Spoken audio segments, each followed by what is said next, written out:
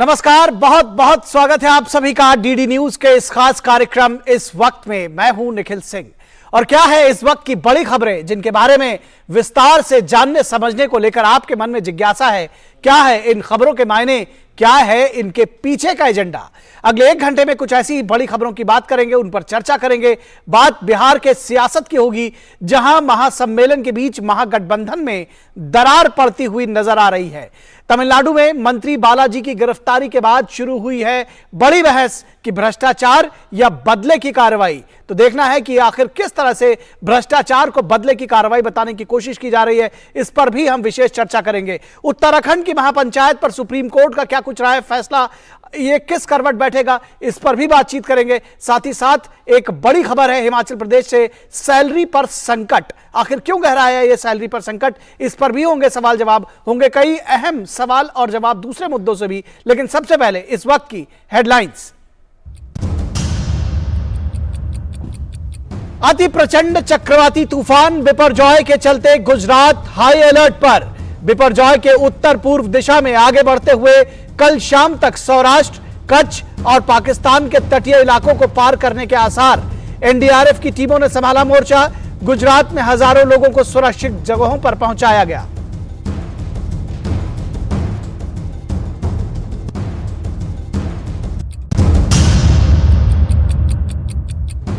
प्रवर्तन निदेशालय ने मनी लॉन्ड्रिंग के मामले में तमिलनाडु के ऊर्जा मंत्री सेंथिल बालाजी को किया गिरफ्तार। लंबी पूछताछ के बाद पीएमएलए के प्रावधानों के तहत हुई है सेंथिल बालाजी की गिरफ्तारी। वहीं विपक्षी दलों ने फिर बदले की कार्रवाई का अलापा राग।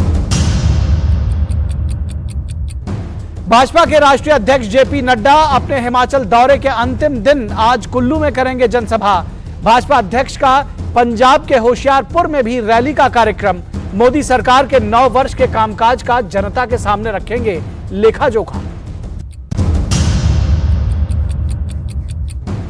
हिमाचल प्रदेश में फ्रीबी की योजनाओं को लागू करने से गहराया आर्थिक संकट। राज्य के खजाने पर सब्सिडी का बढ़ता बोझ। सरकारी कर्मचारियों को नहीं मिली पिछले महीने की सैलरी। निगम कर्मचारियों का भी खस्ता हाल।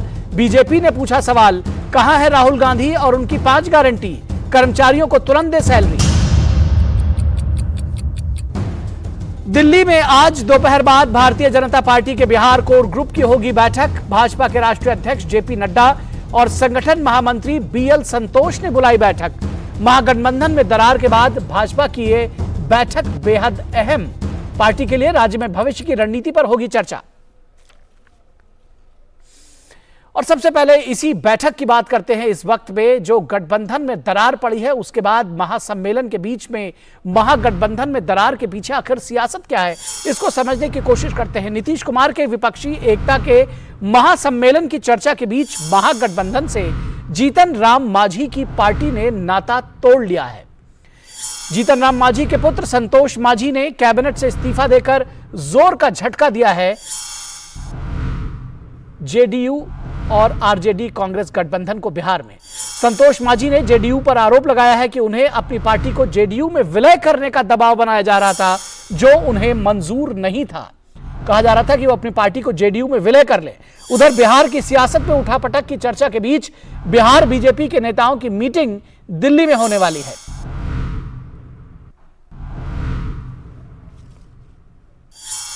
जेडीयू के तमाम नेता जीतन राम मांझी की पार्टी को छोटी दुकान मानते हैं, लेकिन बीजेपी सियासत में ऐसा नहीं मानती। उसका कहना है कि सबका अपना महत्व है। जीतन राम मांझी बिहार के पूर्व मुख्यमंत्री होने के साथ बड़े दलित नेता भी हैं। विपक्षी एकता की मीटिंग से दूर रखकर नीतीश कुमार ने इनकी अहमियत पहले ही कम कर दी थी। जीतन राम मांझी की एनडीए में वापसी से बिहार में बीजेपी की स्थिति और मजबूत हो सकती है और सियासी समीकरण भी बदल सकते हैं। लेकिन सवाल नीतीश कुमार से जरूर पूछा जाएगा कि आखिर उनकी सियासी दुकान कितनी बड़ी है। जब वो विपक्षी एकता की बात करते हैं तो उनकी सियासत से लोग जुड़ रहे हैं या हट रहे हैं, टूट रहे हैं। और इस विषय पर बातचीत करने के लिए हमारे साथ हमारे संवाददाता शैलेंद्र मिश्रा जुड़े हुए हैं। उनसे बातचीत करते हैं और जानते हैं कि जो ये बिहार कोर ग्रुप की बैठक है ये कितनी महत्वपूर्ण है। शैलेंद्र, कितनी महत्वपूर्ण है ये बैठक, ये तो आप बताएंगे। साथ ही साथ ये भी बताइए कि किस तरह से जीतन राम मांझी की पार्टी का अलग होना बिहार की सियासत पर और खासतौर पर जब ये समझा जा रहा है कि वो एनडीए में वापस ज्वाइन कर सकते हैं, कितना बड़ा उलटफेर वहां की राजनीति में पड़ेगा?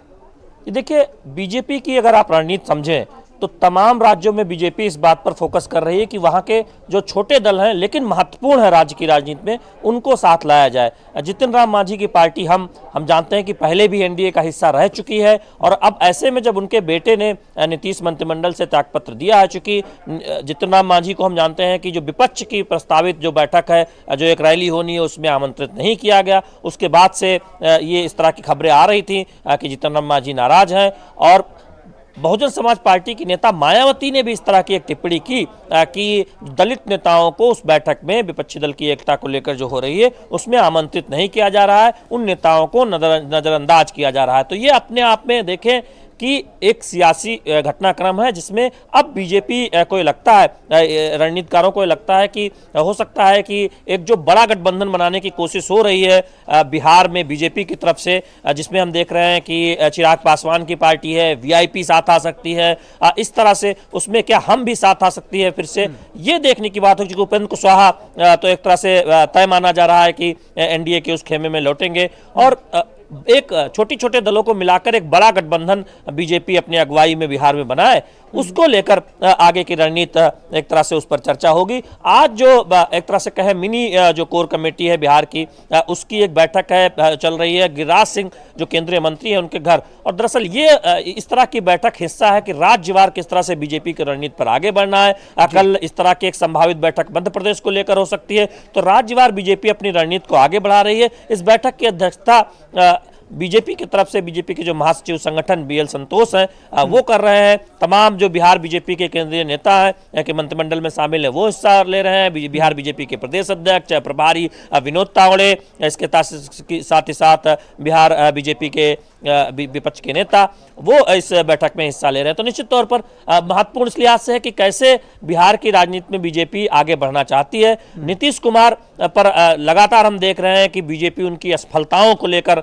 हमला बोल रही है। हाल ही में जो पुल गिला उसके बाद जिस तरह से बीजेपी नेताओं ने हमला बोला, तो निश्चित तौर पर रणनीति यह है कि राज्य दर राज्य बीजेपी अपनी रणनीति को नहीं धार दे। यही वजह है कि कोर कमेटी के नेताओं के साथ, राज्य कोर कमेटी के नेताओं के साथ बैठकें हो रही है, और आज गिरिराज सिंह के घर, केंद्रीय मंत्री के घर यह बैठक बुलाई गई। ठीक बात है, ठीक बात है। एक बात और बताइए कि जिस तरह से बिहार में एक महागठबंधन की तैयारी की जा रही है, विपक्षी दलों की एकता की कोशिश, पटना में सम्मेलन की बात की जा रही है, न मायावती को बुलाया गया था, न जीतन राम मांझी को बुलाया गया था, उसके बाद इस पर बड़े शार्प रिएक्शंस आए हैं। किस तरह से आप देख रहे हैं कि ये जो सारा प्रकरण है और जीतन राम मांझी की पार्टी का जेडीयू से या उस गठबंधन से निकलना, महागठबंधन से निकलना, क्या इस विपक्षी एकता पर भी असर आ सकता है या उसकी सियासत को भी असर डाल सकते हैं? जी देखिए, पहले ही दिन से जब ये प्रयास हुआ नीतीश कुमार की तरफ से कि एक गठबंधन बनाने की कोशिश की जाए, तब से ही हम देख रहे हैं कि कई दल दरअसल एक साथ आने से बचते हुए दिखाई दे रहे हैं। हालांकि कोशिश ये हो रही है कि जो संभावित रैली है बिहार में, पटना में, वो उसमें तमाम विपक्षी दलों के नेता आए, लेकिन जिस तरह से बहुजन समाज पार्टी का रुख है, जिस तरह से जीतन राम मांझी की पार्टी का अब रुख सामने आ रहा है, उससे ये एकता नजर नहीं आ रही है। कोशिश जरूर हो रही है नीतीश कुमार की तरफ से, लेकिन ये भी आप देखिए कि कहा जा रहा है कि प्रधानमंत्री पद का उम्मीदवार कौन होगा। जेडीयू के नेताओं की तरफ से बयान आया, खुद राष्ट्रीय अध्यक्ष की तरफ से बयान आया जेडीयू की तरफ से कि नीतीश कुमार प्रधानमंत्री पद के उम्मीदवार नहीं है। तो कहीं झगड़ा ना हो तमाम दलों के बीच जो विपक्षी दल हैं, इसलिए इस तरह के बयान भी दिए जा रहे हैं कि एक सहमति बनाई जाए। लेकिन फिलहाल अभी एक तरह से कहें शुरुआत ही है, कोशिश ही हो रही है। हमने देखा कि नीतीश कुमार दिल्ली आकर कई नेताओं से मिले थे विपक्षी दलों के, वो कोशिश कितनी परवान चढ़ेगी ये तो देखने वाली बात होगी। लेकिन इस एकता पर सवाल उठने लगे हैं शुरुआत से ही, जब कई दलों को न्योता नहीं दिया गया, कई दलों की तरफ से कहा गया कि आखिर कौन नेता उम्मीदवार होगा, प्रधानमंत्री पद के उम्मीदवार होगा, उस पर एक सहमति नहीं है। तो हम देख रहे हैं कि तमाम ऐसे मुद्दे आ रहे हैं जिस पर स्पष्टता नहीं है कि विपक्षी दलों की इस एकता की अगुवाई कौन करेगा। जी जी जी, निश्चित तौर पर बहुत शुक्रिया इस तमाम बातचीत और जानकारी के लिए शैलेंद्र मिश्रा। और रुकेंगे एक छोटे से ब्रेक के लिए, और ब्रेक के बाद जब वापस लौटेंगे तो चर्चा करेंगे कि भ्रष्टाचार या बदले की कार्रवाई, और भ्रष्टाचार पर जब कार्रवाई हो रही है तो विपक्षी दल जो है वो इतने पीड़ित प्रताड़ित क्यों महसूस कर रहे हैं। रुकेंगे एक ब्रेक के लिए।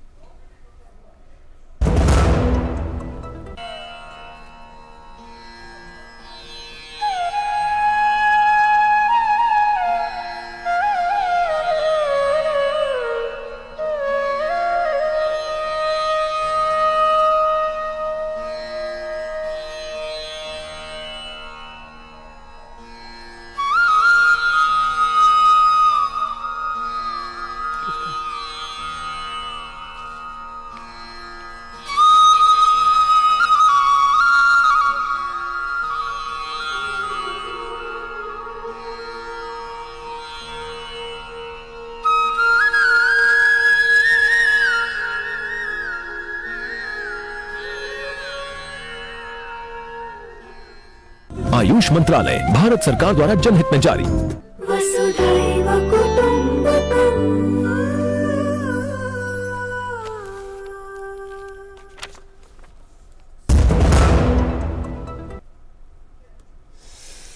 स्वागत है आपका ब्रेक के बाद। और अब चर्चा करेंगे भ्रष्टाचार या बदले की कार्रवाई। तमिलनाडु के बिजली मंत्री की गिरफ्तारी पर एक बार फिर विपक्षी एकता सामने आई है और ये विपक्षी एकता लगातार हर बार उस समय सामने आती है जब भ्रष्टाचार के खिलाफ कोई कार्रवाई ईडी या सीबीआई या दूसरी केंद्रीय एजेंसियां करती हैं। डीएमके से लेकर कांग्रेस, आम आदमी पार्टी, आरजेडी ने ईडी की इस कार्रवाई का विरोध किया है। लेकिन इस कार्रवाई की विरोध का असल मतलब क्या है, उसके पीछे का एजेंडा क्या है, यह भी समझने की जरूरत है। तमिलनाडु सरकार के कद्दावर मंत्री सेंथिल बालाजी के घर पर ईडी ने कल तफ्तीश की थी। पूछताछ के बाद सेंथिल को गिरफ्तार कर लिया गया था। गिरफ्तार होने के साथ ही बालाजी ने तबीयत खराब होने की बात कही और अस्पताल में दाखिल हो गए। यह कहा जा रहा है कि सेंथिल बालाजी ने दरअसल बहाना बनाया था और एआईएडीएमके समेत तमाम विपक्षी दल इसका आरोप लगा रहे हैं। कांग्रेस पार्टी के अध्यक्ष मल्लिकार्जुन खड़गे ने इसे सरकार की बदले की कार्रवाई बताया है। उन्होंने इसे राजनीतिक प्रताड़ना माना है। मल्लिकार्जुन खड़गे कहते हैं कि यह राजनीतिक प्रताड़ना है। हाईकोर्ट ने बालाजी के खिलाफ नौकरी के बदले पैसा लेने के बड़े घोटाले की जांच में ईडी को निर्देशित किया था। महीने भर बाद ईडी की कार्रवाई पर विपक्ष का सवाल क्यों? ये कार्रवाई जो है वो हाईकोर्ट के निर्देश पर हो रही, फिर ऐसे सवाल क्यों? बीजेपी नेता नारायणन ने बालाजी के ड्रामे पर तीखी प्रतिक्रिया दी है और कहा है कि बालाजी एक मंत्री हैं और उनको उसी हिसाब से आचरण करना चाहिए। उन्होंने कहा कि सरकारी नौकरियों में आम लोगों से पैसा लेने के उन पर आरोप लगे हैं, उन्हें जांच में सहयोग करना चाहिए, ना कि ड्रामा करके सहानुभूति लेनी चाहिए। बीजेपी नेता अमित मालवीय ने ट्वीट करके कहा है कि खुद मुख्यमंत्री स्टालिन कभी बालाजी पर भ्रष्टाचार के गंभीर आरोप लगाते थे, आज वो उनकी पैरवी कर रहे हैं। एआईएडीएमके की ओर से कहा गया है कि भ्रष्टाचार के गंभीर आरोप की जांच के मुद्दे को भटकाया जा रहा है। ईडी को एम्स के डॉक्टर से इनकी जांच करानी चाहिए। उनका कहना है कि बालाजी की जांच एम्स के डॉक्टर के द्वारा करानी चाहिए ईडी को। वहीं डीएमके ने प्रक्रिया पर सवाल उठाया है, लेकिन भ्रष्टाचार के आरोप को पूरी तरह से खारिज नहीं किया है। लेकिन सवाल यह है कि मौजूदा दौर में भ्रष्टाचार क्या एकता का मुद्दा है और भ्रष्टाचार एकता का मुद्दा कैसे हो सकता है, यह एक बड़ा सवाल है। विपक्षी एकता सम्मेलन में स्टालिन पटना जा रहे हैं। ऐसे में ईडी के खिलाफ पहली प्रतिक्रिया लालू प्रसाद यादव की ओर से आई है और यह बड़ा जाहिर सी बात थी कि उनकी तरफ से प्रतिक्रिया आएगी। लालू पर खुद ही लैंड फॉर जॉब घोटाले की जांच चल रही है। उनकी तरफ से प्रतिक्रिया आई है कि यह दरअसल बदले की कार्रवाई है, लेकिन उनके खिलाफ किस तरह की जांच चल रही लालू प्रसाद यादव के खिलाफ, यह समझा जा सकता है। कट्टर ईमानदार आम आदमी पार्टी के 2 पूर्व मंत्री जेल में हैं, लेकिन उन्हें निचली अदालत से लेकर सुप्रीम कोर्ट तक बेल नहीं मिली है। स्वाभाविक है कि बालाजी के समर्थन में आम आदमी पार्टी खड़ी दिखेगी ही। पटना में आयोजित विपक्षी एकता सम्मेलन में आने वाले 17 राजनीतिक दलों ने सहमति दी है। 17 राजनीतिक दलों ने सहमति दी है। इसमें शामिल होने के लिए लगभग सभी दलों के 1 या 2 नेताओं के खिलाफ केंद्रीय एजेंसियों की जांच चल रही है। तो इसे प्रयोग समझें या संयोग, ये एक बड़ा सवाल है। और आइए देखते हैं कि बीजेपी नेता नारायणन ने क्या कुछ कहा है। सबसे पहले उनकी बाइट सुनते हैं। The Enforcement Directorate called Senthil Balaji for interrogation. It is the duty of a minister. He is a minister. He is not an ordinary person. He is a minister. He should cooperate with the Enforcement Directorate, the law enforcing authorities. You cannot take law into your hands, including the Chief Minister who are supporting him. We need to understand that Mr. Senthil Balaji is accused of taking money for jobs. A minister who has taken money for giving government jobs from ordinary citizens, and also there are a lot of accusations against him. और BJP नेता अमित मालवीय ने कहा है कि Stalin पहले बालाजी के ऊपर स्वयं भ्रष्टाचार का आरोप लगाते थे। एक वीडियो भी उन्होंने ट्वीट किया है इस संबंध में। यह वीडियो आप देख सकते हैं। तो ये वीडियो अमित मालवीय ने ट्वीट किया है जिसमें स्टालिन ये खुद भ्रष्टाचार के आरोप लगा रहे हैं बालाजी के ऊपर, उनके खिलाफ कार्रवाई की बात कर रहे हैं। लेकिन आज किस तरह से उन्होंने अगर कहा जाए कि राजनीतिक रूप से पलटी मारी है तो गलत नहीं होगा। इस पूरे विषय पर बातचीत करने के लिए हमारे साथ में खास मेहमान जुड़े हुए हैं। बीजेपी से विनीता हरिहरन जी हमारे साथ जुड़ी हैं। विनीता जी बहुत स्वागत है आपका। हमारे साथ कांग्रेस नेता विजय कौशिक जी जुड़े हुए हैं। विजय जी बहुत स्वागत है आपका। और हमारे साथ में हमारे संपादकीय सलाहकार विनोद मिश्रा भी जुड़े हुए हैं इस विषय पर बातचीत करने के लिए। विनोद जी स्वागत है आपका। विनोद जी, अगर आपके साथ इस विषय को समझना चाहें और शुरू करना चाहें, क्योंकि ये सिर्फ तमिलनाडु की बात नहीं है, दिल्ली में आम आदमी पार्टी के मंत्रियों के खिलाफ कार्रवाई की बात हो, आरजेडी के लालू प्रसाद यादव और उनके पूरे कुनबे के खिलाफ कार्रवाई की बात हो, या ममता सरकार के मंत्रियों के खिलाफ कार्रवाई की बात हो, हर जगह विपक्ष जब ये कहते हैं कि बदले की भावना से काम किया जा रहा है तो बात यह भी उठता है कि क्या ये जो भ्रष्टाचार के खिलाफ कार्रवाई हो रही है यही वजह है विपक्षी एकाकी? निखिल, जैसा कि आप अपनी रिपोर्ट में बता रहे थे कि ये संयोग है या प्रयोग, तो डेफिनेटली मैं आपकी रिपोर्ट से ही आता हूं कि ये पहले तो हमें जानना जरूरी है कि ये कौन है ये बालाजी। ये सेंथिल बालाजी पे जो ये केस है और जिस पे ईडी की कार्रवाई हो रही है वो 4 साल पुराना है। ये जो जॉब का मामला आया था कि कैश फॉर जॉब का जो ये मामला है वो कर्नाटक के गलियारे में पिछले 4 साल से स्टालिन खुद विधानसभा में, जो अमित मालवीय का ट्वीट आप पढ़ रहे थे, स्टालिन ने तब मांग की थी कि इस ऐसे भ्रष्ट मंत्रियों को तुरंत बर्खास्त किया जाना चाहिए। और उनके मामले को वो जोर शोर से उठा रहे थे जब वो ट्रांसपोर्ट मिनिस्टर थे।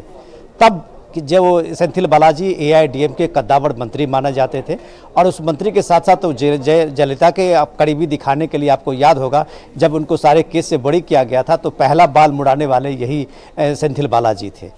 तो अचानक जब वो 2 साल पहले वो एआईडीएम को छोड़ के डीएमके में आए तब वो स्टालिन के इतने करीब हो गए कि उनको सबसे इम्पोर्टेंट मंत्रालय दिया गया।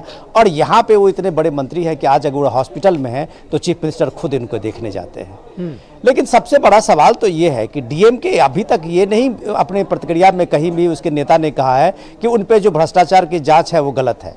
वो प्रक्रिया पे सवाल उठा रहे हैं कि ईडी को इस तरह से उनकी गिरफ्तारी नहीं करनी चाहिए। लेकिन दिल्ली में बैठे पार्टी के अध्यक्ष, कांग्रेस पार्टी के अध्यक्ष, इतने बड़े पार्टी के अध्यक्ष मल्लिकार्जुन खड़गे इस बात को लेके आते हैं कि ये उनको राजनीतिक प्रताड़ना की बात वो कहते हैं। वो कह रहे हैं कि राजनीतिक बदले की भावना से मोदी सरकार की ये कार्रवाई है। तो आप जाहिर सी बात है इस सियासत को समझ सकते हैं जी, निश्चित सियासत को आप इस रूप में भी समझ सकते हैं कि आज के देखिए 23 तारीख को पटना में विपक्षी एकता का सम्मेलन होने वाला है। और इस एकता के सम्मेलन में आप देखिए कि कौन पार्टी के लोग जुड़े हुए हैं। आप नाम लेके वो लिस्ट में देखिए, जेएम से लेके, टीएमसी से लेके, आम आदमी पार्टी से लेके, कांग्रेस से लेके, बाकी डीएमके से लेके, ये जितनी, या एनसीपी से देखिए, या फिर शिवसेना उद्धव ठाकरे के ग्रुप से देखिए, ये सारे लीडर के नेता एक दो इसी तरह सीबीआई और ईडी के रडार पे हैं और उनकी जांच चल रही है।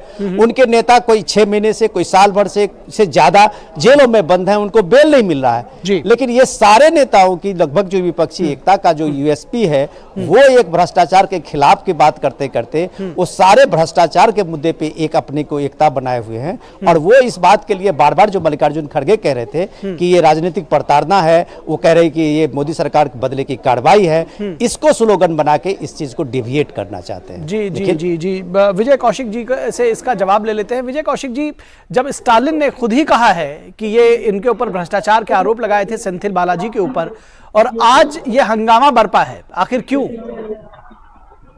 देखिए, सबसे पहले तो मैं आपको स्पष्ट कर दूं, कांग्रेस पार्टी हर प्रकार के भ्रष्टाचार के खिलाफ है और भ्रष्टाचारी कोई भी हो उसकी जगह जेल में होनी चाहिए और उसको समय पर सजा मिलनी चाहिए ताकि आगे कोई भ्रष्टाचारी भ्रष्टाचार करने की हिम्मत ना कर सके। दूसरी बात, हमारी पार्टी के अध्यक्ष मल्लिकार्जुन खड़गे जी को सूचना दी गई थी कि भाई ईडी ने उनके साथ मारपीट की है, ईडी ने उन्हें धमकाया, कुछ बयान जबरदस्ती लेने की कोशिश की। इसलिए इस मामले में खड़गे जी ने कहा कि भाई बदले की कार्रवाई जो है सरकार द्वारा कराई जा रही है, जिसमें निजी रूप से मंत्रियों को पीटा तक जा रहा है। बहुत बड़ी बात। दरअसल विजय जी, मैं ये नहीं समझ पा रहा हूं कि कांग्रेस पार्टी आप किस तरफ है, क्योंकि आप ये कह रहे हैं कि आप भ्रष्टाचार के खिलाफ हैं, फिर आप कह रहे हैं कि स्टालिन ने भ्रष्टाचार का मुद्दा पहले भी उठाया था, आज उस मंत्री के खिलाफ जब कार्रवाई हो रही है, जब वो इस पक्ष में आ गए हैं, तो स्टालिन तो चलिए क्योंकि उनकी पार्टी के हो गए हैं, आप कह रहे हैं कि खड़गे साहब ने को ये बताया गया था इसलिए उन्होंने ये मुद्दा उठा दिया। जी, मैं ये कह रहा हूं कि खड़गे जी को जो बताया गया कि भी किस तरह से निजी रूप से एजेंसियां दुश्मनी निकालने का काम कर रही हैं, तो उसको लेकर सवाल उठाया है।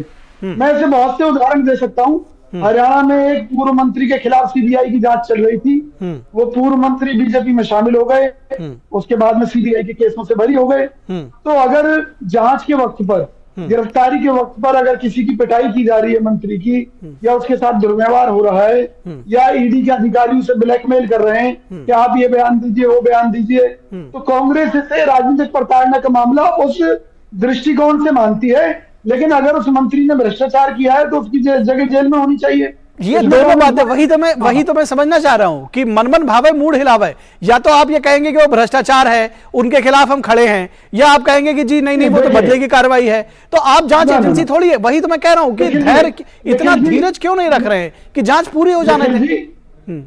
निखिल जी, कौन दोषी है कौन नहीं, इसका फैसला तो कोर्ट में करता है, एक पूरी प्रक्रिया है। ठीक है। और हम जो है, जो जिस तरह से सीबीआई और ईडी का गलत इस्तेमाल हो रहा है, अपने विरोधियों को दबाने के लिए भाजपा द्वारा कराया जा रहा है, हम उन घटनाओं की निंदा कर रहे हैं। मल्लिकार्जुन खड़गे जी सबका ध्यान उन बातों की तरफ दिलाना चाह रहे हैं कि जिसके चलते आज बसपा की मायावती जैसी नेता भी अपने घरों में चुप बैठी है। सीबीआई और ईडी के डर से ऐसे बहुत से नेता हैं। विपक्ष में जो भी आवाज उठाता है, हमारी कांग्रेस पार्टी के नेताओं की, आप उन्हें खुद ही नहीं बुला रहे। हालांकि मैं इस चर्चा को मायावती भी डिविएट नहीं करना चाह रहा हूं, आप तो उन्हें महासम्मेलन बुला रहे हैं, आप लोग उनको बुला ही नहीं रहे। नीतीश कुमार उनको पूछ नहीं रहे, जीतन राम मांझी को उनको पूछा नहीं, वो बेचारे अलग चले जा रहे हैं। वो उन्होंने ये बात सारे सवाल उठाए। लेकिन फिलहाल चलिए, ये हमारी चर्चा का विषय आज नहीं है। लेकिन ये जरूर है कि दोनों चीजें एक साथ नहीं हो सकती। चलिए, हम आपने जो आरोप लगाए हैं उसका जवाब मैं विनीता जी से ले लेता हूं। विनीता जी, ये एक बड़ा आम चलन सा हो गया है कि जब कोई कार्रवाई हो भ्रष्टाचार की, तो उस पर यह कह दिया जाए कि जी ये तो बदले की भावना से की जा रही है। और ये बदले की भावना से कार्रवाई जो है, ये सदियों से, जब से मैं देख रहा हूं तब से हर पार्टी एक दूसरे के ऊपर लगाती रही है। तो इस पूरे प्रकरण में कहीं ना कहीं जो सचमुच का भ्रष्टाचार है उसको इस तरह से प्रश्रय देने का तरीका हो गया ये तो। जी बिल्कुल। तो ये जो केस है बिल्कुल ही ओपन एंड शट केस है, जो आप देख सकते हो। फैक्ट्स जो आपके इस न्यूज कवरेज में भी दिखाए गए हैं कि 5 साल से चल रही है ये केस सेंथिल बालाजी के खिलाफ, जो उन्होंने कोल्यूशन किए हैं 3 लोगों मिलके, जो कैश फॉर जॉब स्कीम जो उन्होंने एक एक व्यक्ति के लिए 2 लाख और 3 लाख लिए गए हैं। जो आम आदमी है, बिल्कुल बिलो पॉवर्टी लाइन के आदमी है, उसके से वो ड्राइवर्स के लिए, क्रू ड्राइवर्स के लिए, ट्रांसपोर्ट असिस्टेंट्स के लिए, ऐसी नौकरियों के लिए वो उन्होंने कैश लिया है। और इसका बयान जो है वो खुद स्टालिन जी ने दिया था। उनके पुराने जो फुटेज अन्नामलाई जी ने रिलीज किए हैं ट्विटर पे, उसमें क्लियर है कि वो अपने ही बातों पे वो कॉन्ट्रडिक्ट कर रहे हैं। तो ये भ्रष्टाचार का मामला है। It is an absolutely case of corruption, prevention of money laundering act and also under the prevention of corruption act. ये ईडी का it was a duty of the ED, क्योंकि it's a public employment case. तो public employment में definitely the enforcement directorate has to take a role. और ये 5 साल से चल रही है ये केस। तो ये कार्रवाई तो it is matter of the court and the ED. तो ये बीजेपी का कोई रोल ही नहीं है इसमें, जो इनके खिलाफ जो किए गए हैं भ्रष्टाचार के आरोप। और जो कांग्रेस जो भ्रष्टाचार के खिलाफ ये कर रही है, भ्रष्टाचार के लिए कर रहे हैं गठबंधन, वो ये समझ में नहीं आते हैं। क्योंकि जो आप बोल रहे हैं, जो नेताओं के नाम लिए आप, हर एक नेता के खिलाफ एक भ्रष्टाचार का आरोप है। लालू प्रसाद यादव हो या ममता बनर्जी हो या जो भी हो, अरविंद केजरीवाल जो इंडियन नेशनल कांग्रेस के खिलाफ उनके एलिगेशंस, उनके आंदोलन चली थी पहले, वो उनके साथ ही मिलके अभी जाके प्रेस कॉन्फ्रेंसेस करते हैं, उनके जाके कोलिशन करते हैं। तो दिस होल गठबंधन is for corruption, I feel, to promote corruption in the country rather than anti भ्रष्टाचार। जी, इसका जवाब ले लेते हैं। विजय जी, आप जो कुछ कहना चाह रहे हैं उसके साथ साथ विनीता जी के सवाल का सीधा जवाब दीजिएगा। क्या है भ्रष्टाचार के खिलाफ गठबंधन क्यों ना माना जाए? जितने लोग उसमें जुट रहे हैं उन सब के खिलाफ कुछ ना कुछ मुकदमे हैं, और जैसे ही किसी दूसरे के खिलाफ मुकदमा दर्ज होता है तो तीसरा सब चिल्लाने लगते हैं कि जी गलत हो रहा है, हमको भी छोड़िए, उनको भी छोड़िए। निखिल जी, खुद भारतीय जनता पार्टी के बड़े नेता मोदी जी और अमित शाह भी कहते हैं कि किसी के खिलाफ मुकदमा दर्ज होने से कोई दोषी नहीं हो जाता। ठीक है, लेकिन भाजपा की नीयत और नीति को भी समझ लीजिए आप। महाराष्ट्र चुनाव में जो फडणवीस जी हैं वो क्लियर कहते थे कि भाई ईडी और सीबीआई की जांच चल रही है अजीत पवार के खिलाफ, और चुनाव का रिजल्ट आने के बाद में अजीत पवार चक्की पीसेंगे क्योंकि उनके खिलाफ हजारों करोड़ के घोटाले हैं। लेकिन जैसे ही सरकार गठन की बात आई, उन्हीं फडणवीस ने अजीत पवार जी के साथ मिलकर सरकार बनाने का दावा पेश कर दिया और बना ली। उस समय तो बना ली थी, बाद में गिरी फ्लोर टेस्ट की मांग को लेकर। उस समय उनका भ्रष्टाचार, अजीत पवार का भ्रष्टाचार कहां चला गया था? उसके बाद से लेकर आज तक अजीत पवार के खिलाफ। अच्छा, मैं इन चीजों का खंडन नहीं करूंगा क्योंकि मैं बीजेपी का प्रवक्ता नहीं हूं, विनीता जी करेंगी। लेकिन मुझे व्यक्तिगत तौर पर लगता है कि अगर आप बीजेपी के ऊपर भ्रष्टाचार, आप यही तो कह रहे हैं ना कि बीजेपी ने भ्रष्टाचारियों से हाथ मिला लिया, बीजेपी खुद भ्रष्ट है। उनके भ्रष्ट होने से बाकी कहां, उनकी जो बाकियों के ऊपर जो भ्रष्टाचार के आरोप लग रहे हैं, तो वो कैसे दूध के धुले हो सकते हैं? आप अपने भ्रष्टाचार की बात करिए। जो सवाल ये पूछा जा रहा है कि आपके ऊपर जब भ्रष्टाचार के आरोप लगते हैं तो क्या ये ना माना जाए कि ये सारा एजेंडा दरअसल भ्रष्टाचार से, उन आरोपों से बचने के लिए है, उसको एक राजनीतिक रंग देने के लिए? क्योंकि आपको पता है कि चुनावों में पब्लिक आपका बुरा हाल करेगी अगर ये सारी चीजें उसको सामने उसके आती रहेंगी तो। निखिल जी, मैं आपको कांग्रेस पार्टी की तरफ से स्पष्ट कर देना चाहता हूं, हमने कोई महागठबंधन नहीं बनाया। कांग्रेस पार्टी ने, हमारे पास नीतीश जी आए थे, उन्होंने कहा कि भी वो एक कवायद करना चाहते हैं कि सभी विपक्षी दल जो कि भाजपा के भ्रष्टाचार, लूटपाट, महंगाई, बेरोजगारी के खिलाफ संघर्ष करना चाहते हैं, वो सब एक मंच पर आए। हमने कहा भाई ठीक है, आप काम कीजिए, आपका स्वागत है। भाई देश को बचाने की अगर कोई लड़ाई लड़ना चाहता और कांग्रेस के साथ आना चाहता, उसका स्वागत है।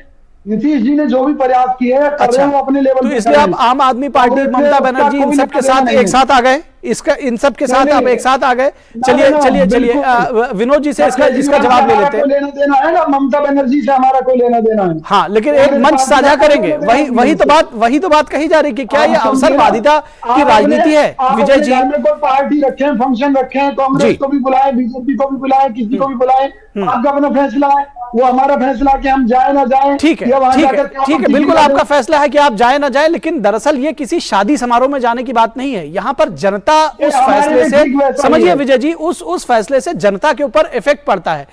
विनोद जी, आपको नहीं लगता है कि जब कोई भी फैसला, और खासतौर पर जब लोकतांत्रिक देश में राजनीतिक दल लेते हैं, वो ऐसे दल जिनका सरोकार सीधे जनता से जुड़ा हुआ है, तो उसके जवाब भी जनता को जानने का हक है? निखिल, दरअसल क्या है कि विजय कौशिक जी बहुत पुराने कांग्रेसी हैं, वरिष्ठ कांग्रेसी नेता हैं, लेकिन हमारे डिस्कशन को एक तरह से डिविएट कर रहे हैं। वो मुद्दों पे नहीं है, मुद्दों से बगल के बाएं दाएं वो बात कर रहे हैं।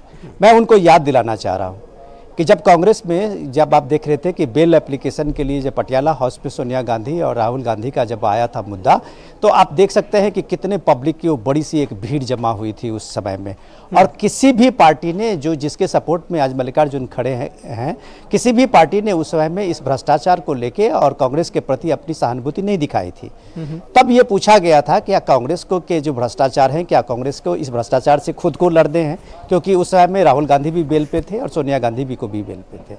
तो आप ये सवाल ये आया, तब दूसरी पार्टियों ने इस बात का इसके तरह से रिएक्शन देना शुरू किया कि आम आदमी पार्टी के जब लोग पे ईडी की और सीबीआई की कार्रवाई हुई, तब कांग्रेस ने भी कोई प्रतिक्रिया नहीं दी थी। तो ये इस तरह से अपना अपना वो एक इलाका था, उस इलाके में जो भी भ्रष्टाचार करें और उसके इलाके में कोई दूसरे पार्टी की तरफ से कोई किसी तरह की उसमें ना निंदा होती थी, ना उसकी मजम्मत या तारीफ होती थी। तो ये एक सिलसिला जो था, उसको लेके ये लोगों ने एक करेक्शन किया है। इसको आप कह सकते हैं कि ये करेक्शन है कांग्रेस की तरफ से। कांग्रेस को लगता है कि जब उसके बड़े कद्दावर लीडर, आज आप देख लीजिए कि उनके कोalition में सबसे बड़ा जो करप्शन के चार्जेस हैं वो जेएमएम के उस लीडर पे लगे हैं, जिनके खुद एक सीएम ने अपने नाम से माइनिंग लीज रखी है। उनके दो बड़े जो सेक्रेटरी लेवल के ऑफिसर हैं वो अभी जेल में है। इतनी कार्रवाई हो रही है कि उनके जो अपने हेमंत सोरेन का आप देखिए कि पीए अरेस्ट है, उनका ओएसडी अरेस्ट है। इसी तरह का आप अभी आप छत्तीसगढ़ चले जाइए, उनके वहाँ के जो भ्रष्टाचार के मामले में कई ऑफिसर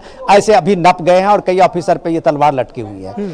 तो ये सारे घोटाले के बीच में जब ये सारी चीजें जब प्रकाश में आती हैं, तब ये बात उठता है कि आपने मेरे बारे में नहीं बोला, उस समय में आपने नहीं बोला। तो ये इनिशिएटिव आज मल्लिकार्जुन खड़गे ने लिया है। मल्लिकार्जुन खड़गे का लेने का मतलब है कि विपक्षी एकता की बात जब करते हैं और कांग्रेस उसमें लीड करती हुई दिखती है, तो उस लीड करते हुए दिखते हुए मल्लिकार्जुन खड़गे आज डीएम के उस करप्ट मिनिस्टर की, जिसकी 4 साल से पहले भी कार्रवाई शुरू हुई थी, उसके एक महज एक ईडी की गिरफ्तारी के साथ ही सबसे पहले मल्लिकार्जुन खड़गे सामने आते हैं, यह बताने के लिए कि आगे और पॉलिटिकल पार्टियां जब कांग्रेस पे इस तरह की कार्रवाई होगी तो वो भी सामने आए। जी, तो जी। ये जो उनका अपना अपना दुखता हुआ ये अभी ये है, उस पे अगर अभी जांच एजेंसियों ने हाथ रखा है, अभी आप देखिए टीएमसी ने यही बात कही है जी। कि टीएमसी अभी किसी कांग्रेस के इस तरह के प्रदर्शन में कांग्रेस टीएमसी इसलिए बाहर थी क्योंकि टीएमसी के दो मंत्री अभी जेल में हैं। जी। जब लाखों रुपए के गुलाबी नोट और करोड़ों रुपए के नोट जब ईडी की कार्रवाई में पकड़े गए थे, तब वहां पे सारे पॉलिटिकल पार्टियों ने फिर वो ईडी के बदले की कार्रवाई के कहने की जो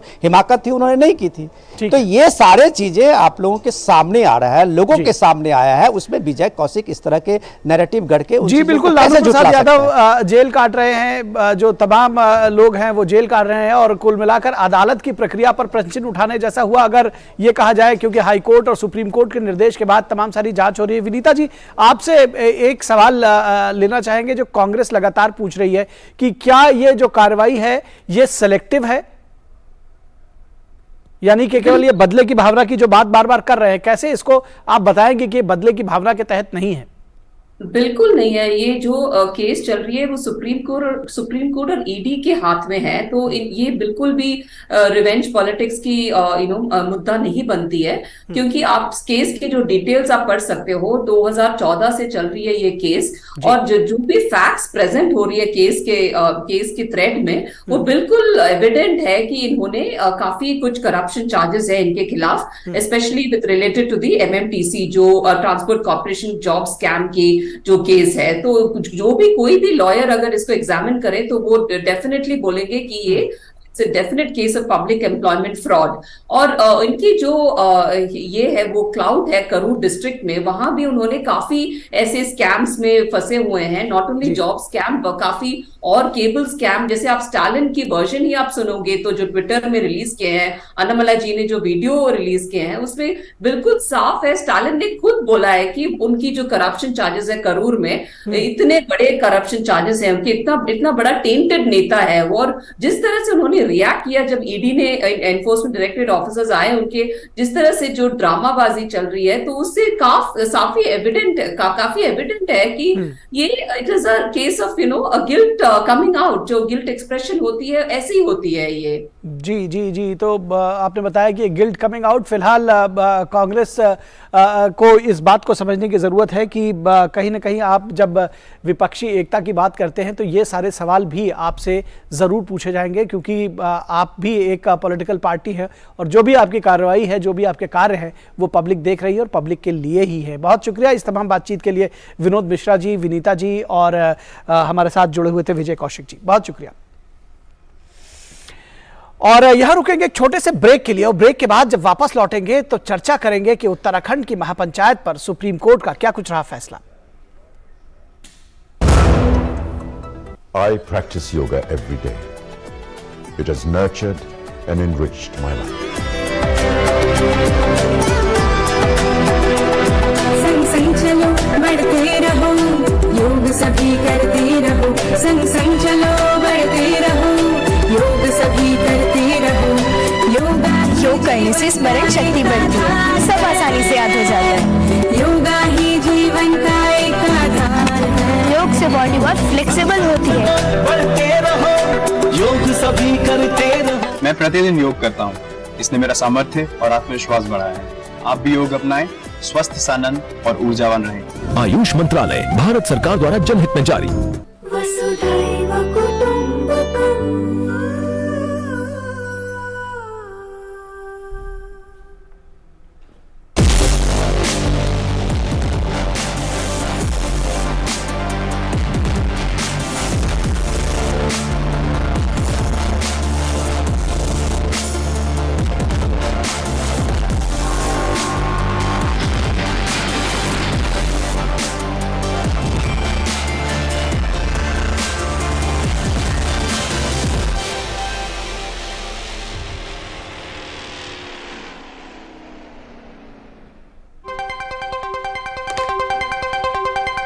राजनीति की चाल से दुनिया के हाल तक,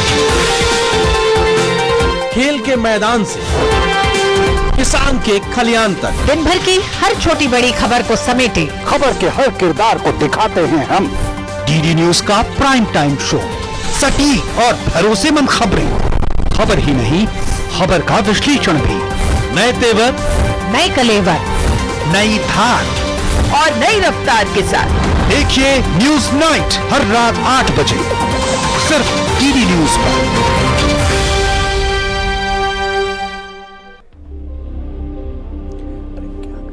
हर बार का अंतर्राष्ट्रीय योग दिवस पिछले से भी बड़ा होते गया है और अब ये दुनिया में योग ने अपना जगह बनाने में सफलता प्राप्त की है। तो इसलिए हम चाहते हैं कि आप भी 21 जून को शामिल हो जाइए और दुनिया का ये जो योग उत्सव को बड़े आकार में उसको सजाइए। ब्रेक के बाद एक बार फिर आप सभी का स्वागत है और बात करेंगे उत्तराखंड की, जहां उत्तराखंड की महापंचायत पर सुप्रीम फैसला आया और उसने इस मामले में इंटरवीन करने से मना कर दिया। उत्तराखंड के उत्तरकाशी में लव जिहाद के विरोध में 15 जून को होने जा रही महापंचायत के खिलाफ दायर याचिका पर सुप्रीम कोर्ट का सुनवाई से इनकार। सुप्रीम कोर्ट ने कहा कि वो इस याचिका पर सुनवाई नहीं करेगी। वकील शाहरुख आलम ने हेट स्पीच को लेकर सुप्रीम कोर्ट के पुराने फैसले का हवाला देते हुए वेकेशन बेंच के सामने ये मामला उठाया था, लेकिन सुप्रीम कोर्ट ने इसको सुनने से इनकार कर दिया। सुप्रीम कोर्ट ने कहा कि कानून व्यवस्था कायम रखना राज्य की जिम्मेदारी है और हाईकोर्ट भी इस मसले पर सुनवाई करने में समर्थ है। ऐसे में जो याची है वो हाईकोर्ट जा सकता है। वहीं पुरोला महापंचायत मामले पर उत्तराखंड के मुख्यमंत्री पुष्कर सिंह धामी ने लोगों से शांति व्यवस्था बनाए रखने की अपील की है। कहा है कि शांति व्यवस्था बनाए रखें। सीएम धामी ने कहा कि अभी तक जितनी भी घटनाएं हुई हैं प्रशासन ने उस पर सही तरह से काम किया है। मारपीट या लूटपाट जैसी कोई घटना नहीं हुई है। वहीं जिला पुलिस और प्रशासन पूरी तरह से सजग और सतर्क है। कानून व्यवस्था बनाए रखने के लिए आवश्यक कदम उठाए गए हैं। गौरतलब है कि जहां लव जिहाद के बढ़ते मामलों के विरोध में पुरोला में महापंचायत बुलाई गई है। पुरोला में लव जिहाद के बढ़ते मामलों को देखते हुए एक जन विरोध सामने आया है और एक महापंचायत बुलाई गई है। माना जा रहा है कि उत्तराखंड के अन्य जिलों में भी बड़ी तादाद में लोग इस महापंचायत में हिस्सा ले सकते हैं। हालांकि पुलिस द्वारा शांति बैठकों के द्वारा दोनों समुदायों के बीच गतिरोध दूर करने का प्रयास किया जा रहा है। ये कोशिश की जा रही है कि किसी भी तरह का गतिरोध ना हो, शांति व्यवस्था बनी रहे। और इस बीच उत्तराखंड समान नागरिक संहिता लागू करने की दिशा में भी तेजी से आगे बढ़ रहा है, क्योंकि ये प्रकरण भी साथ साथ चल रहा है। समान नागरिक संहिता का मसौदा तैयार करने के लिए गठित विशेषज्ञ समिति ने राजनीतिक दलों, समाज सेवियों और पत्रकारों से सुझाव लिया है इस विषय में। और सुझाव लेने के बाद अब रुख दिल्ली की तरफ किया है। विशेषज्ञ समिति ने अब दिल्ली का रुख किया है। आज दिल्ली के कॉन्स्टिट्यूशन क्लब में मसौदे को लेकर अंतिम जनसंवाद हो रहा है। इस मसौदे पर जो दिल्ली में उत्तराखंड के रहने वाले लोग हैं, जो उसको प्रभावित करने वाले लोग हैं, जो उससे जुड़े हुए लोग हैं, उनसे भी ये जनसंवाद किया जा रहा है। और इस जनसंवाद के बाद समिति इस महीने के अंत तक मसौदे को राज्य सरकार को सौंप देगी। इसके बाद धामी सरकार इस बिल को विधानसभा में पास कर लागू करने का प्रयास करेगी। दरअसल धामी सरकार का ये चुनावी एजेंडा भी था और ऐसे में तमाम सारे जो इस पर जो कार्रवाई है वो भी हो रही है। लेकिन फिलहाल अगर हम पुरोला महापंचायत की बात करें तो पुरोला महापंचायत मामले पर उत्तराखंड के मुख्यमंत्री पुष्कर सिंह धामी ने लोगों से शांति व्यवस्था बनाए रखने की अपील की है। उन्होंने कहा कोई भी कानून को अपने हाथ में ना ले। पुष्कर सिंह धामी ने कहा कि अभी तक जितनी भी घटनाएं हुई हैं प्रशासन ने उस पर सही तरह से काम किया है और अभी तक मारपीट या लूटपाट जैसी कोई घटना सामने नहीं आई है, जिसका आरोप लगाया जा रहा है। हमने सभी लोगों से कहा है कि शांति व्यवस्था बनाए रखें, कोई भी कानून अपने हाथ में ना ले। और अभी तक जितनी भी घटनाएं हुई हैं पूरा प्रशासन ने उस पर ठीक तरीके से काम किया है। कोई भी किसी के साथ अभी तक कोई न मारपीट की घटना हुई है, न कोई लूटपाट हुई है, किसी प्रकार की भी कोई वो नहीं हुई है। लेकिन अभी भी लोगों से हमने कहा है कि सभी लोग शांति से काम लें। अगर कोई दोषी होगा तो उसके खिलाफ कानून काम करेगा और कानून किसी को भी हाथ में लेने की इजाजत नहीं है। और इस खबर पर बातचीत करने के लिए हमारे साथ हमारे संवाददाता विकास सारथी जुड़े हुए हैं, जिन्होंने कोर्ट में भी इस खबर को कवर किया है और इसको वैसे भी इसके विषय में जानकारी रखते हैं। विकास, सबसे पहले तो ये इस पूरे प्रकरण को किस तरह से समझना चाहिए ये भी आप बताइए। और दूसरा, सुप्रीम कोर्ट ने क्या कुछ कहा, क्या कुछ उसका मानना था इस याचिका को लेकर, क्योंकि याचिकाकर्ता से कहा कि वो हाईकोर्ट भी जा सकता है और इसमें इंटरवीन नहीं करेगी सुप्रीम कोर्ट। जी निखिल, इसमें सुप्रीम कोर्ट ने अपने एक फैसले में ये कहा था कि जहां पर इस तरह की कोई गैदरिंग होती है और अगर हेट स्पीच का कोई मामला सामने आता है तो स्थानीय पुलिस को खुद कार्रवाई करनी चाहिए, ना कि वो इंतज़ार करें कि कोई इसकी शिकायत करेगा तब कार्रवाई की जाएगी। उसी फैसले का हवाला देते हुए वकील शाहरुख आलम ने आज सुप्रीम कोर्ट का रुख किया था। उन्होंने सुप्रीम कोर्ट से कहा कि ये जो पूरा आयोजन है इसके पहले भी हेट स्पीच के कई मामले सामने आए हैं और उन्हें आशंका है कि इस आयोजन में भी वर्ग विशेष को निशाना बनाया जाएगा, हेट स्पीच के मामले होंगे तो सुप्रीम कोर्ट इसमें दखल दे।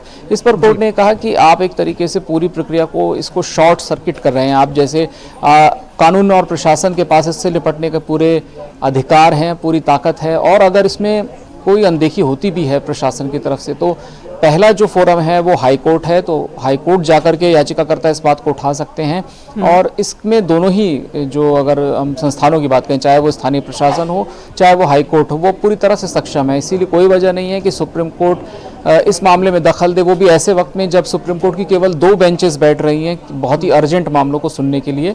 अवकाशकालीन बेंच मामलों पर सुनवाई कर रही है, तो इस वजह से कोर्ट ने ये सुझाव दिया याचिकाकर्ता को कि वो हाई कोर्ट जाकर के अपनी बात रख सकते हैं अगर वो चाहते हैं। लेकिन सुप्रीम कोर्ट जो कारण वो बता रहे हैं, याचिकाकर्ता बता रही हैं, उसको देखते हुए सुप्रीम कोर्ट इस तरह से दखल नहीं देगा। प्रक्रिया को पूरी तरह ठीक तरीके से अपनाया जाना चाहिए और आर्टिकल 226 में कोई भी ऐसा अधिकार नहीं है जो हाई कोर्ट के पास ना हो और सुप्रीम कोर्ट के पास हो आर्टिकल 32 में। तो सभी चीज़ों को सुप्रीम कोर्ट एड्रेस कर सकता, हाई कोर्ट भी एड्रेस कर सकता है इन विषयों को। जी, और यही वजह रही कि उसने इंटरवीन करने से इनकार कर दिया। बहुत शुक्रिया इस तमाम बातचीत और जानकारी के लिए विकास सारथी। और अब बात करेंगे हिमाचल प्रदेश, जहां पर जो राज्य कर्मचारी हैं उनके तनख्वाह उन्हें नहीं मिल रही है और उनकी सैलरी पर संकट है। ओल्ड पेंशन स्कीम को पर वाहवाही लूट चुकी हिमाचल प्रदेश की नई सरकार वक्त पर सैलरी क्यों नहीं दे पा रही है, लोगों के बीच ये आम चर्चा है, क्योंकि वक्त पर सैलरी जो कर्मचारी हैं उनको नहीं मिल पा रही है। फ्रीबी स्कीम में मुफ्त बिजली और अन्य गारंटी स्कीम्स के कारण राज्य की आर्थिक स्थिति कमजोर हुई है। इसको समझने की जरूरत है कि आखिर क्या ऐसा हो गया कि राज्य सरकार के पास संसाधनों की और वित्त की इतनी कमी हो गई कि वो सैलरी नहीं दे पा रही है। जाहिर है जो सैलरी कर्मचारियों को 1 तारीख तक मिल जाती थी वो अब तक नहीं मिली है। इस महीने की सैलरी अब तक नहीं मिली है। निगम और दूसरे सरकारी संगठनों का हाल और भी ज्यादा बुरा है। खजाना खाली होने की स्थिति में सरकार नियमित खर्चे नहीं जुटा पा रही है। ऐसा क्यों हो रहा है यह समझने की जरूरत है। ऐसा इसलिए हो रहा है कि शॉर्टकट की सियासत में शॉर्ट सर्किट तय है। यह पंजाब सरकार के सामने भी बड़ा सवाल बना है, तो हिमाचल में सरकार के साथ साथ कर्मचारी भी परेशान है।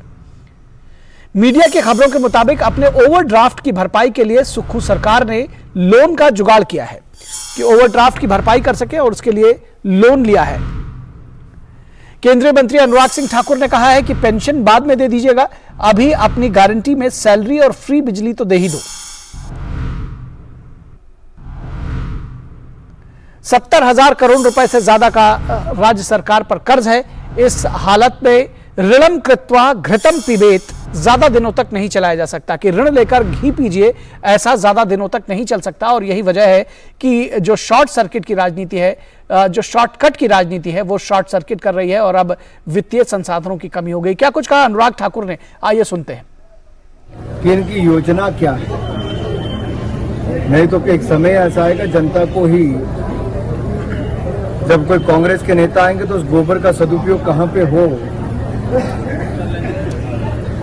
उसके बारे में सोचना पड़ेगा, क्योंकि बड़े बड़े वायदे आप लोग चुनावों में करते हैं। अब दूध तो कोई स्टोर करके नहीं रख सकता है। बैंकों के खाते की और महिलाएं देखने का 1500 रुपये आएगा, ना वो आया, ना कोई दूध लेने आया, ना कोई गोबर खरीदने आया, और ना ही बिजली के उस तरह से बिल माफ हुए, ना ही 300 यूनिट मुफ्त में मिले, और बाकी जनता को भी अपने ऊपर बोझ ही पड़ता नजर आ रहा है। देश भर में उदाहरण देखिए, कांग्रेस और अन्य विपक्षी दलों द्वारा शासित राज्यों में पेट्रोल डीजल के वैट बढ़ाए गए, जबकि मोदी सरकार ने 1 नहीं 2 बार केंद्रीय टैक्सेस में कमी की। इससे साफ तौर पे पता चलता है कि इनकी सोच क्या है, जनता के ऊपर बोझ डालना। और इस पूरी खबर पर बातचीत करने के लिए हमारे साथ हमारी संवाददाता नंदिनी मित्तल शिमला से जुड़ रही हैं। नंदिनी, इसको क्या सीधे तौर पर ऐसे भी समझना चाहिए कि जो बार बार कहा जा रहा था कि शॉर्टकट की राजनीति जो है वो शॉर्ट सर्किट करेगी, और उसका उदाहरण पंजाब के बाद अब हिमाचल प्रदेश में सामने दिखने लगा है कि सैलरीज तक नहीं दे पा रही है सरकार कर्मचारियों को अपने?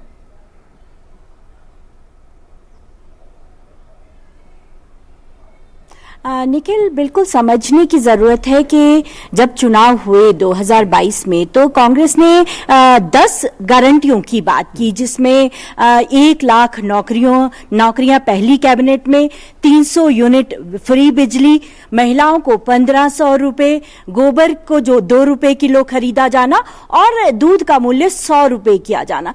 ये सारी बातें उस घोषणा पत्र में शामिल थी और ये माना जा रहा था कि पहली कैबिनेट में ही इसे मंजूर कर दिया जाएगा। लेकिन अब 6 महीने का समय बीत गया है। इस 6 महीने के दौरान जो कांग्रेस की सरकार है उसने 7,000 करोड़ का कर्ज ले लिया है। 800 करोड़ रुपए के कर्ज के लिए वे केंद्र सरकार की ओर देख रही है। 1,000 करोड़ रुपए का ओवरड्राफ्ट है। ये सारी बातें ये बताता है कि हिमाचल प्रदेश की जो वित्तीय हालत है वो खस्ता हो गई है। अगर हम कर्मचारियों की बात करें तो जितने भी बोर्ड और निगमों के कर्मचारी हैं उन्हें सही समय पर वेतन नहीं दिया जा रहा है।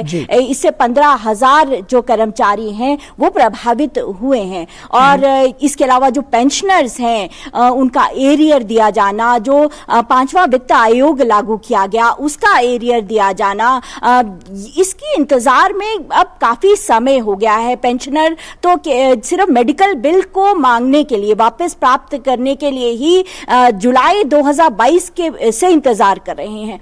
यानी कोई भी व्यक्ति खुश नहीं है। जेबीटी जो है वो बिल्कुल आंदोलनरत हैं क्योंकि जेबीटी की भर्ती में बीएड शामिल कर दिया गया है। पीछे जो है वित्तीय स्थिति को सुधारने के लिए डॉक्टर्स के एनपीए को काटने की बात की गई, बाद में वो फैसला वापस लेना पड़ा। वहीं दूसरी ओर अगर हम सरकार की बात करें तो संसदीय सचिवों की फौज लगना, एक जो है इतने छोटे से राज्य में एक उप मुख्यमंत्री का बनाया जाना, जो सलाहकार के नाम पर उनको कैबिनेट की जो है वो भत्ते व वेतन देना, ये सारी फजूल खर्च भी जो है जनता के सामने है। इसके अलावा जनता ये भी कह रही है कि 1 लाख नौकरी आपने पहले कैबिनेट में देने की बात कही थी, वो कहाँ है? आपने जो है कर्मचारी निगम, जो कर्मचारी बोर्ड था हमीरपुर का, उसे रद्द कर दिया, तो कर्मचारियों की भर्ती कहाँ से होगी? तो जो स्थिति यहाँ पर चल रही है उस हिसाब से 2025 तक भी सरकार एक भी भर्ती नहीं कर पाएगी, ऐसा जो है विशेषज्ञों का माना जा रहा है। 300 यूनिट बिजली फ्री करने की बात की, वो नहीं आई है। 1500 रुपए जो खाते में आने थे उसमें भी सरकार ने कहा कि जनजातीय इलाकों में जो जिनको पहले ही पेंशन मिल रही थी सामाजिक तौर पर, तो उनमें 200-300 रुपए की वृद्धि कर दी गई। लेकिन महिलाएं तो जो है वो 1500 रुपए का इंतजार कर रही हैं। सही अनुराग ठाकुर जी ने कहा कि भाई जो कुप्रबंधन है वो बिल्कुल सामने है और जनता अब इस विषय में बात करने लगी है क्योंकि 6 महीने से अधिक का समय बीत चुका है। जी, निश्चित तौर पर 6 महीने से अधिक का समय बीत चुका है। और नंदिनी, आपने भी देखा होगा कि एक बड़ा चलन हो गया है चुनावों में कि ये कहना कि अमुक घोषणाएं कर रहे हैं, ये गारंटी दी जा रही है और इस गारंटी को पहली कैबिनेट में लागू कर देंगे। जनता भी इसको बड़ा उसको इस तरह से लेती है कि पहली कैबिनेट में, यानी कि सरकार बनते ही लागू हो जाएगा। लेकिन जिस तरह से हिमाचल प्रदेश, पंजाब और कर्नाटक में ये सारी चीजें देखी जा रही है तो उम्मीद है कि जो आम लोग हैं वो भी इसको बड़ी बारीकी से देख रहे हैं, राज्य के जो देश के दूसरे हिस्से में लोग हैं, और निश्चित तौर पर इससे सबक लेंगे जब वो वोट देने जाएंगे। बहुत शुक्रिया इस तमाम बातचीत और जानकारी के लिए नंदिनी। और बात करेंगे बिपरजॉय से निपटने की क्या कुछ तैयारियां हैं। चक्रवाती तूफान बिपरजॉय से निपटने के लिए तैयारियां जोरदार तरीके से की गई हैं और अति गंभीर चक्रवाती तूफान बिपरजॉय के चलते गुजरात हाई अलर्ट पर है। मौसम विभाग ने सौराष्ट्र और कच्छ के लिए रेड अलर्ट जारी किया है। बिपरजॉय के कल सौराष्ट्र, कच्छ तथा जखाऊ बंदरगाह के पास गुजरात के मांडवी और पाकिस्तान में कराची के तटीय इलाकों को पार करने की संभावना है। गुजरात में मुख्यमंत्री स्तर पर जिला प्रशासन के साथ समीक्षा बैठकें की जा चुकी हैं। किसी भी आपात स्थिति से निपटने के लिए राज्य का पूरा प्रशासन तंत्र मुस्तैद है। जो इलाके चक्रवात से प्रभावित हो रहे हैं वहां से लोगों को सुरक्षित स्थानों पर शिफ्ट कर दिया गया है। तो बड़ी संख्या में 30 से 35 हजार लोगों को सुरक्षित स्थानों पर शिफ्ट कर दिया गया है। मांडवी में, जो गुजरात का मांडवी है, वहां तेज हवा और ऊंची लहरें दिखाई दे रही हैं। अमरेली में सियालबेट के ग्रामीणों तक जरूरी सामान नावों से पहुंचाया जा रहा है। राज्य सरकार लगातार हालात पर नजर रखे हुए है। सभी शिविरों में सब्जियां और दूध सहित आवश्यक सामान वितरित किया जा रहा है। सभी आवश्यक वस्तुएं जो शिविरों में हैं वो दी जा रही हैं। एनडीआरएफ, एसडीआरएफ की कई टीमें तैनात हैं। वहीं वायुसेना और सेना की अभियांत्रिकीय कार्यबल इकाइयां भी तैनात हैं। एनडीआरएफ की 12 टीमें ऑलरेडी काम कर रही हैं, 15 टीमें स्टैंड बाई पर हैं। तो ये टीमें जो हैं एनडीआरएफ, एसडीआरएफ की, वो नावों, पेड़ काटने वालों, दूर संचार उपकरणों जैसे जरूरी सामग्री से लैस है। इसके अलावा कई टीमों को स्टैंड बाई पर भी रखा गया है। भारतीय तट रक्षक और नौसेना ने राहत, खोज और बचाव कार्यों के लिए जहाजों और हेलीकॉप्टरों को तैनात किया है कि राहत, खोज और बचाव के अभियान जो है वो चलाए जा सके, वो स्टैंड बाई पर हैं। वायुसेना और इंजीनियरिंग टास्क फोर्स इकाइयां नावों और बचाव उपकरणों के साथ तैनाती के लिए स्टैंड बाई पर हैं। निगरानी विमान और हेलीकॉप्टर तट पर लगातार निगरानी कर रहे हैं। आपदा राहत दल, सेना, नौसेना और तट रक्षक बल के चिकित्सा दल भी स्टैंड बाई पर हैं। तो हर तरह की जो तैयारी है वो की गई है इस तूफान से निपटने के लिए। और किस तरह की तैयारियां हैं, एनडीआरएफ के डीआईजी मोहसिन शाहिदी क्या कुछ कहते हैं, आइए पहले उनको सुन लेते हैं। इवैक्यूएशन की कार्रवाई की गई है। पिछले 2 दिन से ये कार्रवाई चल रही है और तकरीबन 45,000 से ज्यादा लोग इवैक्यूएट कर दिए गए हैं सुरक्षित स्थानों पर।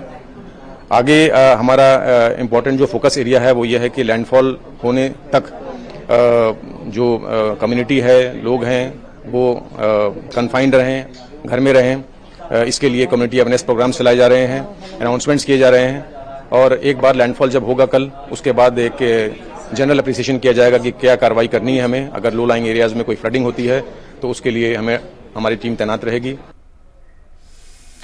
तो 43,000 से ज्यादा लोगों को इवैक्यूएट किया गया है। डीआईजी एनडीआरएफ मोहसिन शाहिदी ने अभी जानकारी दी और हमारे संवाददाता तापस भट्टाचार्य इस वक्त ग्राउंड जीरो पर मौजूद हैं, मुद्रा पोर्ट के पास वो मौजूद हैं। तापस, सबसे पहले तो ताजा जानकारी दीजिए, क्या कुछ कह रहा है मौसम विभाग और क्या कुछ है वहां पर तैयारियां जो राहत और बचाव की?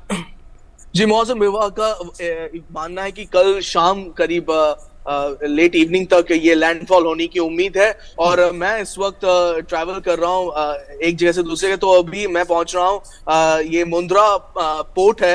ये पोर्ट जो इलाके हैं वो बहुत महत्वपूर्ण हो जाते हैं क्योंकि बहुत सारा जो गुजरात का जो बिजनेस कहिए या फिर जो उसका जो ट्रेडिंग होता है वो ये ऐसे पोर्ट से होता है। तो ये पोर्ट्स यहाँ पे यूनियन मिनिस्टर मनसुख मंडाविया यहाँ पे आए हैं।